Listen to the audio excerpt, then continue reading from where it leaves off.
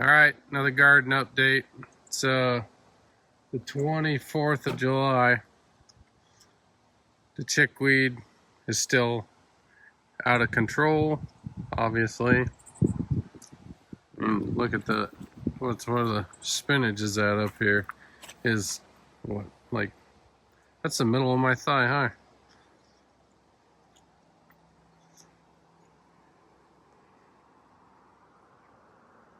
The broccoli is starting to head out.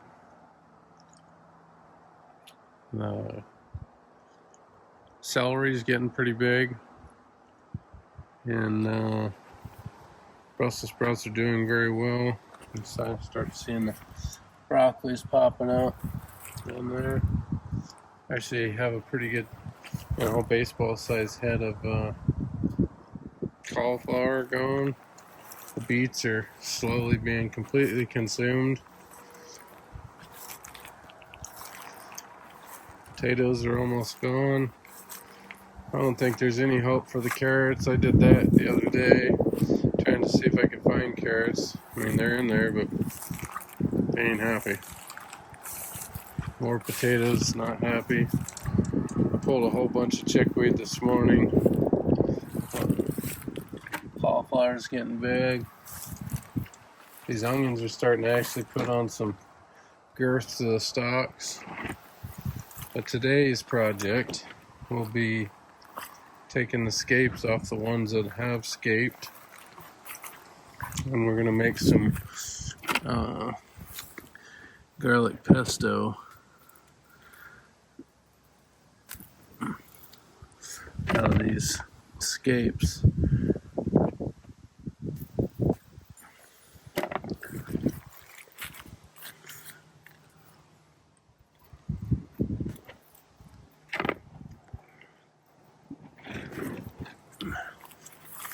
I don't have very high hopes for these garlic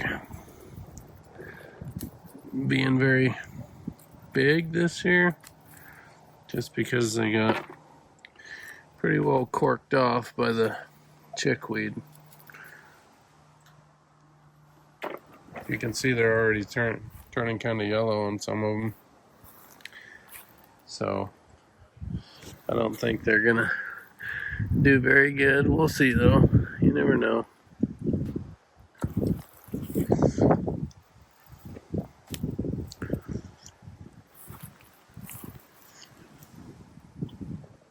I think that's pretty much so.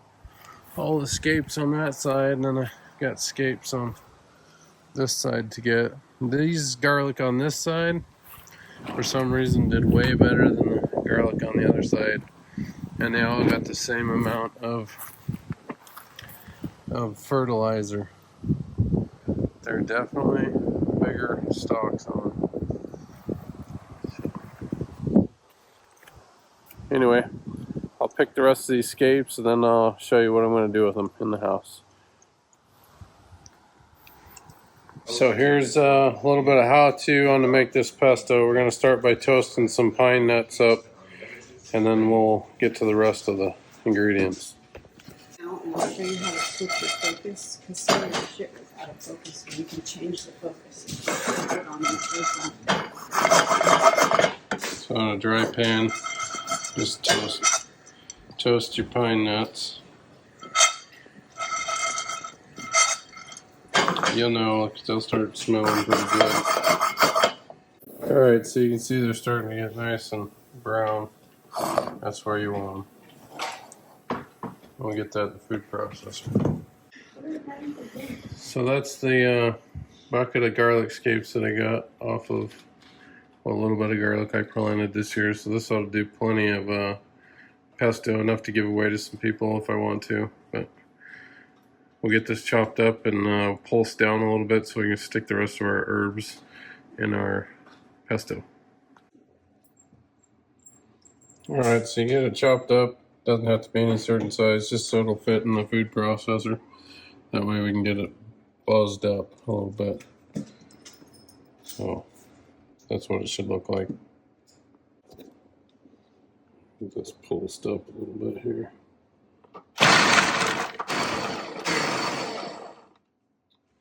Alright, so we got pine nuts and the garlic scapes in there.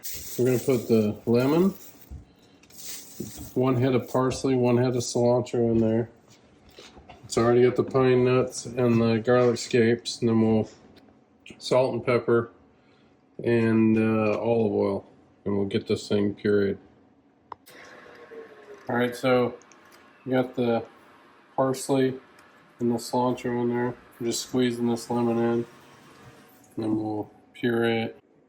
Alright, we're gonna mix in some good olive oil with it. And this is a cup. I don't know if we'll need it all, but there's quite a bit in there, so we'll see what happens.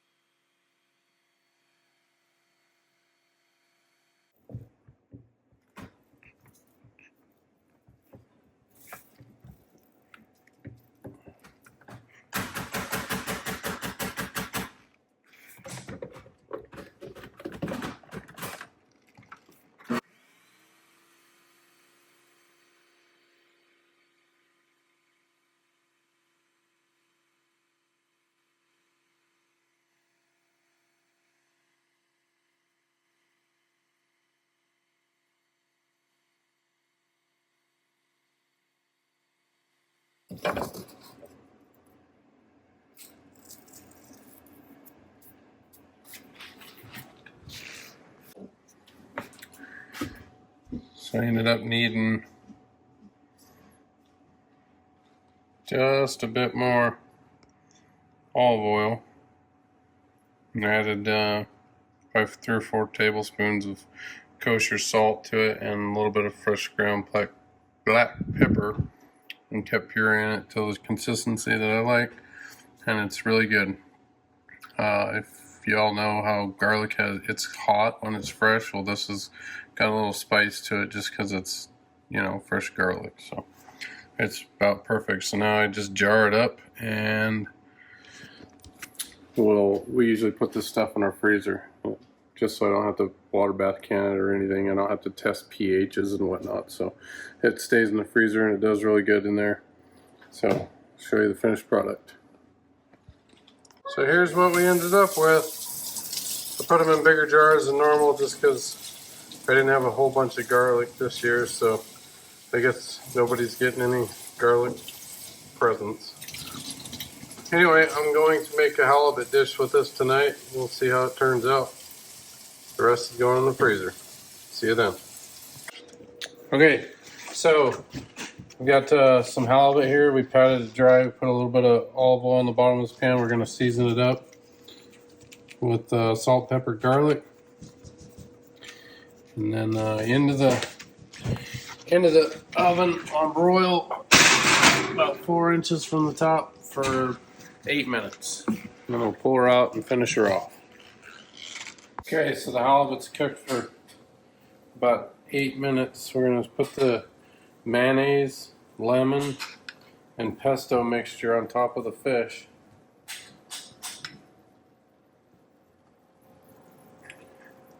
Like so. And this is the garlic pesto I just made.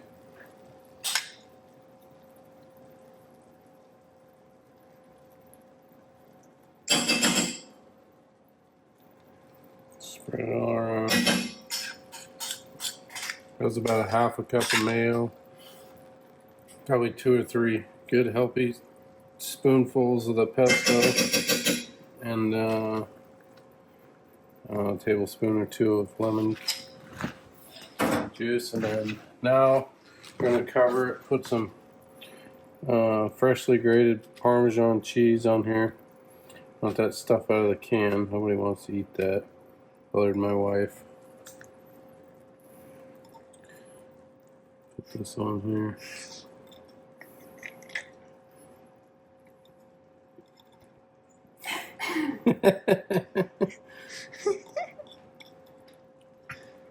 Alright, now we're going to put it back in the oven for 2 more minutes to let that get nice and melted on broil. So there it is. melted up and beautiful looking. I'll let you know how it tastes here in a bit when it's not molten lava. Here goes the taste test. He's probably not gonna like it. What do you mean? We'll see.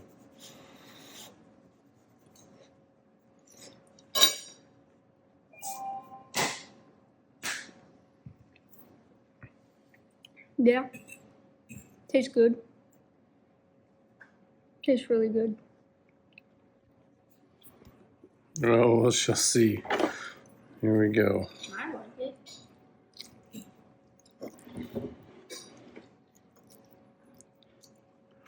I think it's good.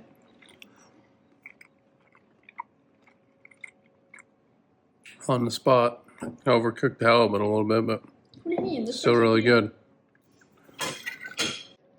I like it. Well, there you have it, folks. I hope you enjoy the video. If you do, please like and subscribe. I'll have more stuff on here like this, which what I'm doing with the garden, or whether I'm canning fish or moose or smoking something. Well, anyway, hope you enjoyed it, and we'll see you on the next one.